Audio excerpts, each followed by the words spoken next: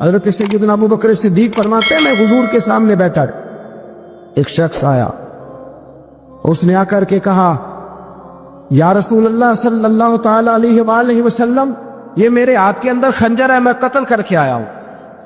قاتل کھڑا ہوا، ایک طرف قرآن مجید کا حکم ہے کہ جس نے ایک آدمی کو قتل کیا پوری انسانیت کو قتل کیا، حضور یہ خنجر ہے، قتل کر کے آیا ہوں۔ میرے مصطفیٰ نے فرمایا کس کو قتل کیا؟ عرض کی حضور سگی بہن کو مارا ہے، سگی بہن تھی میں نے قتل کر دی۔ میرے نبی پاک صلی اللہ علیہ وسلم نے فرمایا کیوں مارا؟ پیار نہیں تھا؟ کہا محبوبہ بہن سے کس کو پیار نہیں ہوتا، بڑا پیار تھا، پر مارا کیوں؟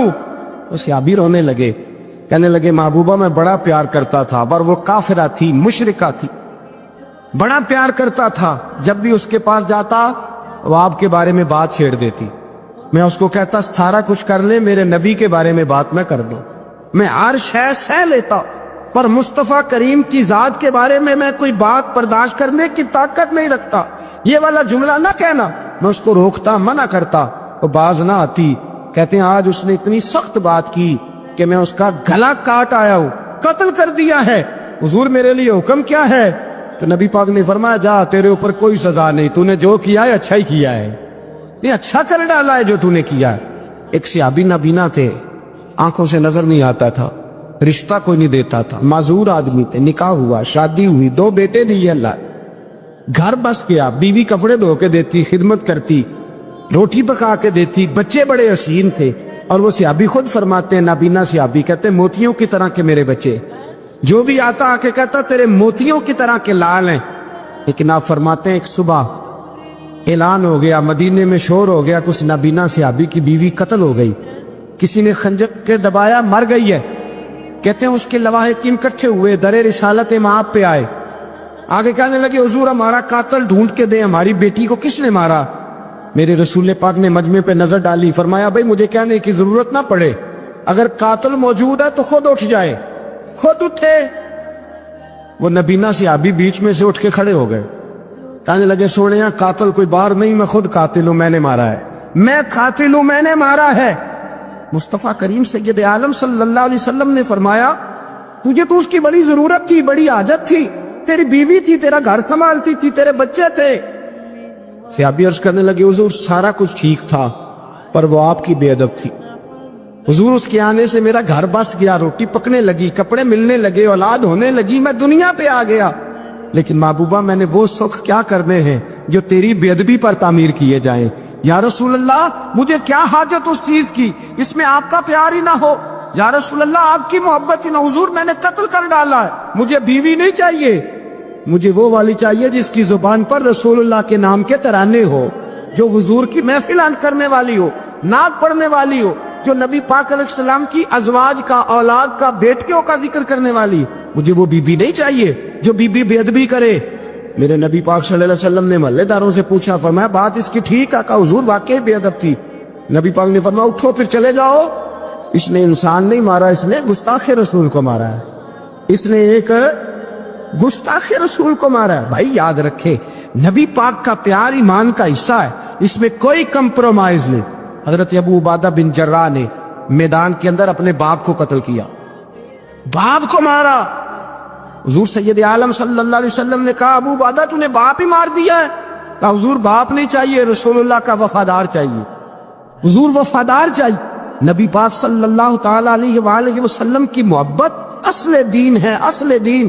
صحابہ کرام نے ہر چیز سے بڑھ کر رسول پاک سے پیار کیا، ہر چیز سے بڑھ کر، بلا دی دنیا ساری انہوں نے، لیکن رسول پاک سید عالم صلی اللہ علیہ وسلم کا پیار انہوں نے اپنے دل سے نہیں بلایا، اپنی اولادیں لا کے حضور کی خدمت میں پیش کر دی، اپنے بچے لا کر پیش کر۔ حضرت عائشہ صدیقہ رضی اللہ تعالیٰ عنہ فرماتی ہیں ساری زندگی ابو بکر صدیق نے ڈانٹا نہیں، میرا باپ رفیق تھا، شفیق تھا، مہربان تھے، کوئی کبھی انہوں نے سخت گھورا بھی نہیں ہماری طرف۔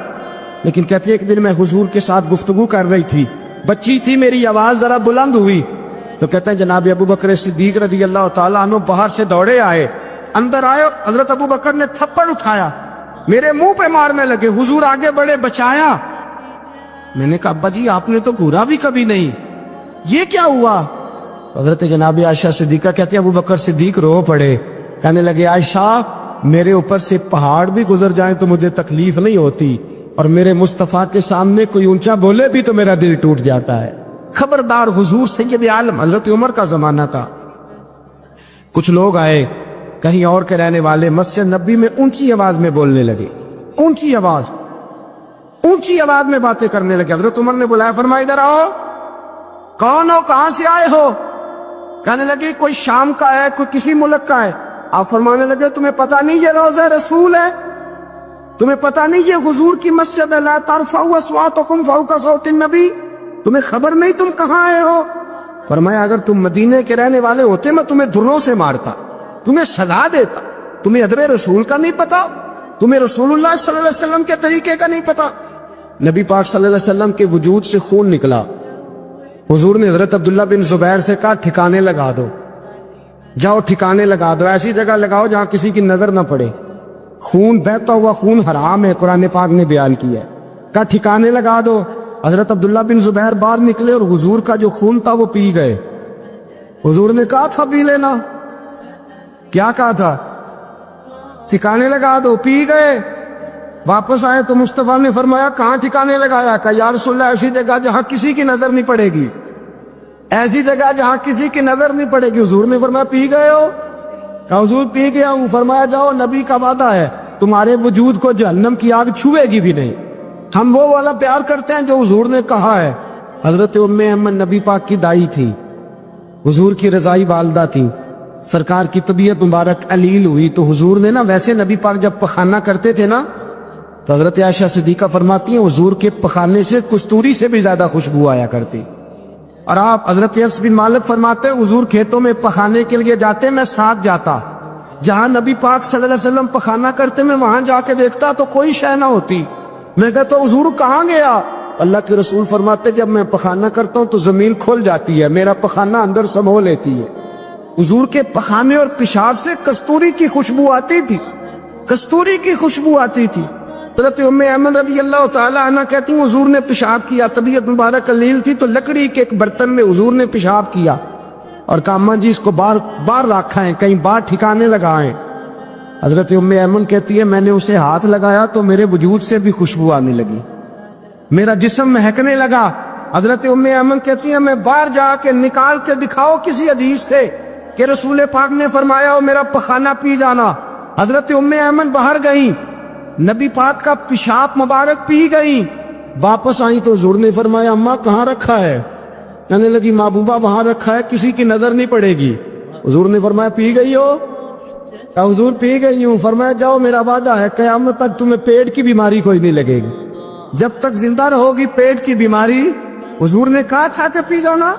بھائی یاد رکھے رسول اللہ صلی اللہ علیہ وسلم کے صحابہ جو حضور کی تعظیم کرتے ہیں تو اس کا حکم نہیں دیا نبی پاک، لیکن وہ جانتے جب تعظیم کی باری آئے تو جو بھی کام تعظیم کا ہوگا، جو کام بھی عزت کا ہوگا وہ عزت دی جائے گی۔ ایک صحابی حضور علیہ السلام کی گھوڑے کو کجاوا باندھا کرتے تھے، کاٹھی ڈالتے تھے۔ حضور نے کہیں نہیں کہا کہ وضو کر کے ڈالنا، غسل کر کے ڈالنا، کہیں نہیں کہا۔ رسول پاک صلی اللہ علیہ وسلم رات کو کہہ دیتے کہ صبح جانا ہے تو گھوڑا تیار کر دینا، اونٹ تیار کر دینا۔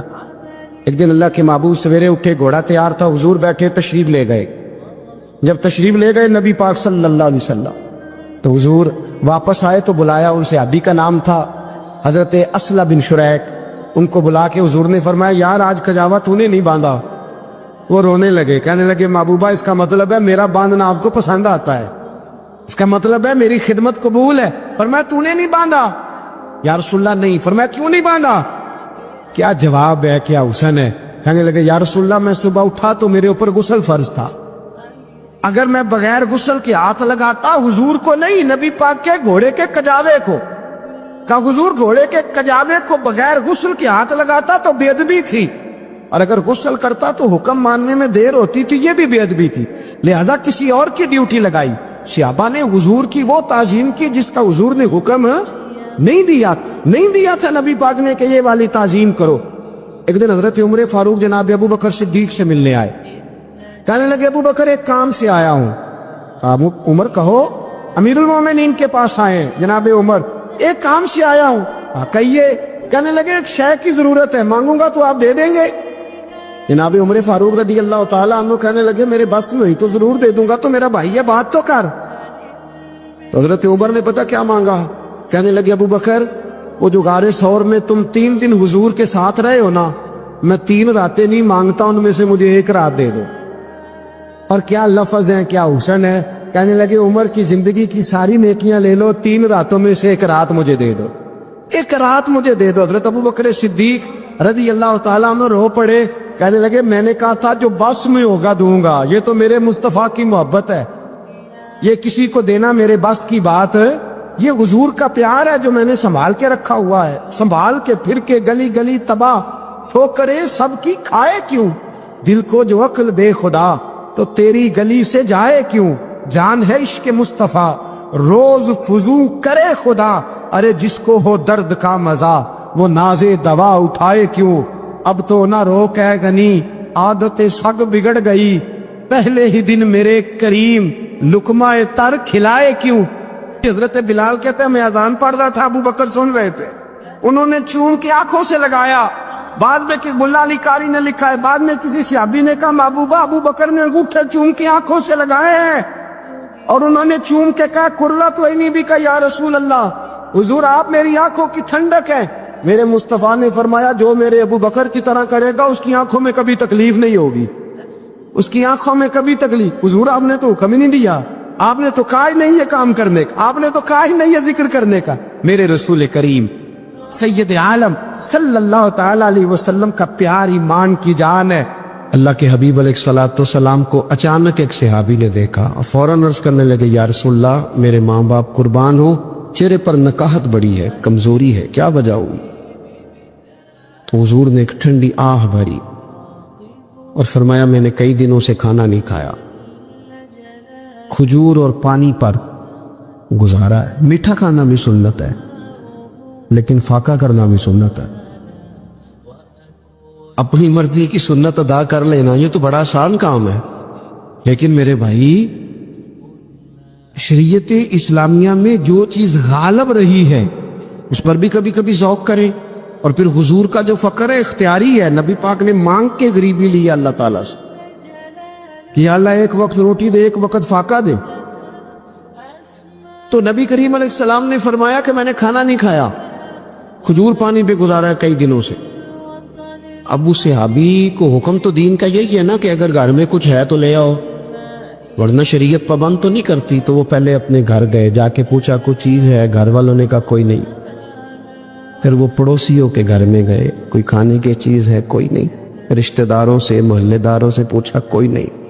چپ کر کے نہیں بیٹھے، ایک یہودی کے باغ میں گئے، کہنے لگے یار کوئی مزدوری مل جائے گی؟ وہ سجنا یار منون دی خاطر اساں کی پیس وٹائے، کوئی مزدوری ملے گی؟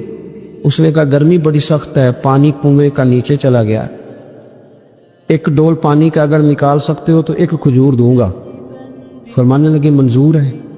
کہتے میں نے اپنے کندھے سے چادر اتار کے بچھا لی، ایک ڈول پانی کا نکالتا، ایک کھجور ملتی، وہ میں اس کپڑے میں ڈالتا جاتا، چادر میں ڈالتا جاتا۔ جب ذرا میری چادر بھر گئی کھجوروں سے، میں نے اسے سمیٹا، لے جا کے حضور کی بارگاہ میں پیش کیا، محبوب وہیں بیٹھے تھے۔ کہتے حضور نے میرا پسینے سے شرابور وجود دیکھا اور میرے چھالوں سے بھرے ہوئے ہاتھ دیکھے اور میرے تھکے تھکے وجود کو دیکھا، تو کریم نے ایک کھجور اٹھائی اور اٹھا کے منہ میں رکھی۔ حضور فرمانے لگے کس نے تجھے مجبور کیا یہ کام کرنے پہ؟ اس کی مجبوری تو کوئی نہیں نا، کس نے تجھے مجبور کیا؟ تو کہتے ہیں 2 آنسو میرے بھی چھلک پڑے۔ میں نے عرض کی حضور ہمیں کوئی مجبور کر سکتا ہے؟ ہمیں آپ کی محبت نہیں مجبور کیا، حضور یہ محبت ہے جس نے مجبور کیا۔ یا رسول اللہ کائنات کی ہر چیز سے بڑھ کر آپ سے پیار ہے۔ یہ غریب آدمی، سادے لوگ ہیں، یہ بہت مہنگے تحائف لانے کی ظاہری پوزیشن میں نہیں ہے، لیکن دیکھو نا اظہار محبت کے معاملے میں کتنا بڑا دل رکھتے ہیں۔ یا رسول اللہ صلی اللہ تعالی علیہ وسلم، آقا محبت نے مجبور کیا، وہاں انعام نہیں ملا، ظاہری طور پر جو انعام ہوتے ہیں وہ نہیں، اس کا نہیں حضور نے اعلان کیا۔ حضور فرمانے لگے سن پھر، اگر تو مجھ سے محبت کرتا ہے تو فقر و فاقے کی تیاری کر، مصیبت کے لیے